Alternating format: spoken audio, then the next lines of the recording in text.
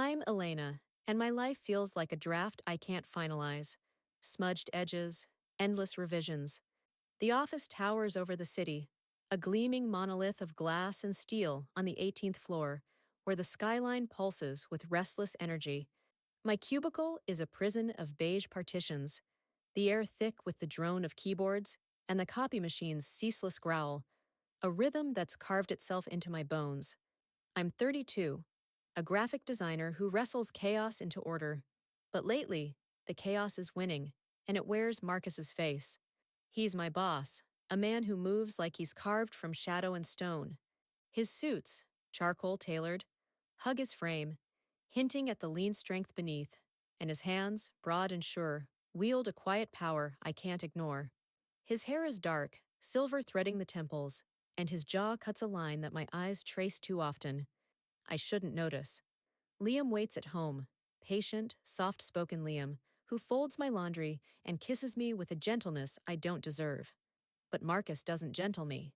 His gaze, hazel and piercing, pins me like a specimen, and I feel the heat of it in places I can't name. It's Thursday past 8, and the office is a ghost town. The Parker account deadline looms, and I'm alone with proofs, a throbbing headache, and the copy machine's hum. My outfit clings to me, chosen this morning in a haze. A slate gray pencil skirt, snug against my hips, the fabric stretching as I shift. My blouse, cream silk, thin enough to feel the air's bite, tucks into the waistband, the top button undone, revealing the hollow of my throat where my pulse jumps. A black blazer drapes my chair, abandoned hours ago, and my heels, low, scuffed, click faintly as I move. My hair's a dark tangle, pinned up, strands escaping to graze my neck. I catch my reflection in the glass. Tired eyes, flushed cheeks, the curve of my collarbone sharp under the silk. And I look like a woman unraveling. The copy machine squats in its corner, a hulking beast I've cursed all week. I feed the proofs in, and it rumbles awake, the rollers thumping in time with my heart. I'm watching the pages stack when I hear him. Footsteps, slow and deliberate, a predator's tread. My stomach knots before I turn. Marcus fills the doorway, tie loose, sleeves rolled to his elbows, exposing forearms taut with sinew. He carries a mug, steam rising, and his scent, cedar, smoke, a hint of leather, floods the room, coiling around me. Late night? His voice is a low scrape, tugging at something deep in my core. He doesn't wait for me to speak, just sets the mug down and closes the distance. I nod, my throat tight, and focus on the machine. A proof jams, the paper crumpling with a sharp groan. I reach for it, my fingers brushing the warm metal, the skirt pulling tight across my thighs as I bend. Then he's there, his presence a wall of heat at my side. "Let me," he says, and his arm slides past mine, his skin grazing my wrist. The contact ignites me, his warmth seeping into my flesh, the faint roughness of his hair brushing my pulse. My breath falters, my chest rising fast under the silk. He tugs the paper free, his movements fluid, and the machine lurches back to life. But he doesn't step away. He turns, handing me the proofs, and his fingers press against mine, deliberate, lingering. My skin blazes where we touch, a current racing up my arm, pooling low in my belly. I grip the papers, my knuckles whitening, and the machine's heat seeps into my hip where I lean against it. His eyes, gold-flecked, unyielding, meet mine, and I feel the air shift, heavy with the scent of him and the hum of the machine. My blouse clings to me, the silk catching the sweat beating at my nape, and I'm aware of every inch of myself. The way the skirt hugs my curves, the press of my heels into the tile, the unsteady rise of my chest. He's close now, too close, his breath a faint warmth against my cheek. "You're good at this," he says. And it's not about the proofs. It's a challenge, a thread pulled taut. His voice dips, rough and intimate, and my lips part, air rushing in. Then his hand moves, not to the proofs, but to the machine's edge, caging me. His fingers brush my hip, a ghost of pressure through the skirt, and my body answers before my mind can stop it, my back arching faintly, heat flooding my limbs. The machine's vibration thrums through me, syncing with the wild thud in my chest. His gaze drops to my throat, tracing the exposed skin, and I feel it like a touch, my pulse hammering beneath the silk. My hands tremble, clutching the proofs, and I'm tilting toward him, the space between us shrinking to nothing. His breath grazes my ear, a quiet rasp, and I taste the edge of something reckless. His scent, his heat, the pull of his nearness. But he steps back, sudden and sharp, the air rushing cold where he'd been. "See you tomorrow, Elena," he says, turning away, leaving the mug behind. I'm stranded. The machines churn, filling the silence, my body alive with a hunger I can't shake. My fingers tighten on the proofs, the paper biting my skin, and Liam's ring, cool, heavy, presses into my hand. But my blood still sings where Marcus touched me, and I don't know how to quiet it. I'm Elena, and I've been drowning in my own skin since that night. The office feels different now. Smaller, sharper, like the glass walls are pressing in, trapping me with the memory of Marcus's touch.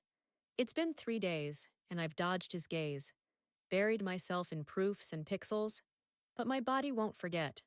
My skirt today is navy, clinging to my hips like a second skin, the fabric taut when I move.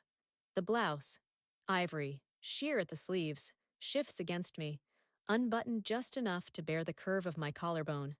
My blazer's slung over my chair again, and my heels, black, slightly higher, click against the tile with every restless step. My hair's loose now, dark waves brushing my shoulders, and I feel exposed, raw, like the city outside can see me through the windows. Marcus hasn't said a word about Thursday, but his presence stalks me. He's everywhere, leaning over a designer's desk, his voice cutting through the hum, or passing me in the hall, his scent trailing like a taunt. Liam's at home, oblivious, cooking dinner last night while I stared at my plate, my hands restless in my lap. His ring sits heavy on my finger, a quiet tether, but it doesn't stop the heat that flares when Marcus's eyes find mine across the room.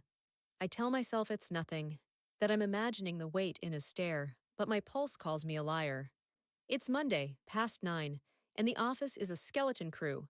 Me, a flickering fluorescent, and the Parker account still bleeding red ink. I'm at the copy machine again, its growl a familiar companion, feeding pages with hands that won't steady. My blouse sticks to my back, damp with the day's strain, and the skirt rides up slightly as I lean forward. The city glitters beyond the glass, a sprawl of lights that feel like eyes watching me unravel. I hear him before I see him, those footsteps, measured and sure, echoing down the hall. My stomach twists, a tight coil, and I don't turn around. Still here, Marcus's voice is a low thread, pulling at me.